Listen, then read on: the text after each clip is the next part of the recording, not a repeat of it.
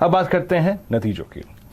और टीसीएस के बाद अब एक और आईटी दिग्गज जिस पर नजरें रहेंगी वो है इन्फोसिस। इन्फोसिस का चार्ट लेके आइए एग्जैक्टली, और आप देखें चार्ट के लिए क्या कर रहा है। ये स्टॉक भी बहुत ट्रबल्ड फेस में रहा। एक बार जरा इन्फोसिस का डेली लेके आइएगा, 1742 closer to its 200 day exponential moving average, 200 day से मात्र 42 रुपए ऊपर। सुमित हमारे साथ हैं। सुमित, नंबर्स कैसे रहने की एक्सपेक्टेशन है, और लास्ट रिपोर्टेड नंबर से लेके अब तक इसमें एक सब्सटेंशियल डिप है, क्या नंबर्स की उम्मीद कर रहे हैं आप? देखिए, एक महीने के निचले स्तरों पर इन्फोसिस ऑलरेडी ट्रेड करता हुआ दिखाई पड़ रहा है। 36 के मल्टीपल पे अभी भी ये स्टॉक है, जहां पे टीसीएस 31 के मल्टीपल पे ट्रेड करता हुआ दिखाई पड़ रहा है। इन आंकड़ों के बीच में अब शुरुआत करते हैं नंबर्स की। जो अनुमान है, डॉलर रेवेन्यूज करीब करीब 2.7 रफली 3% अपर एंड पर ये बढ़ने का अनुमान बता लगाकर चल रहा है। टीसीएस के केस में यहां पर 3-3.5% के आसपास ही ग्रोथ बातचीत थी। रुपी रेवेन्यू करीब 3% बढ़ने का अनुमान है, 32,867 करोड़ रुपए का एक आंकड़ा आ सकता है 31,867 के सामने। एबिट फ्रंट पर 7,653 करोड़ का एक एबिट का आंकड़ा आएगा, और मार्जिन 23.3, स्लाइटली मार्जिन के अंदर जो डिक्लाइन की बातचीत मार्केट्स में हो रही है।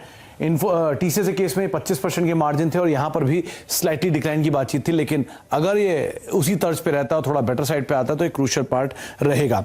इन नंबर्स के अलावा इन्फोसिस में 2-3 चीजें बहुत क्रूशियल हैं।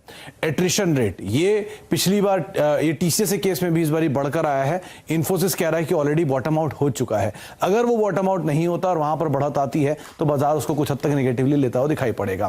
Constant currency growth 3.3% upper and पर, लोअर एंड पे 2.5-3% की रेंज मान रहा है। कुछ और बेटर साइड पर आ जाए तो बड़ी बात है। पिछले 2 क्वार्टर के नंबर्स में बड़ी जो ऑर्डर्स मिले थे वो रिफ्लेक्ट हुए थे। इस बार ही देखते हैं, क्योंकि वो क्यू ऑन क्यू बेसिस पे हाई बेस डील पाइपलाइन का रहेगा, तो उसका एक इंपैक्ट देखने को मिल सकता है। लास्टली गाइडेंस, क्योंकि पिछली बार जो कंपनी ने गाइडेंस दी थी, उस गाइडेंस को उन्होंने साल के शुरू से लेके साल के एंड तक मेजर रिवाइज करते हुए दिखाई पड़े थे। इस बार जो बाजार अनुमान लगाकर चल रहा है कि शायद FY23 के लिए रेवेन्यू ग्रोथ 12 से 14% के आसपास आ सकती है। ये पिछले साल के मुकाबले उसी की तर्ज पे रहेगी।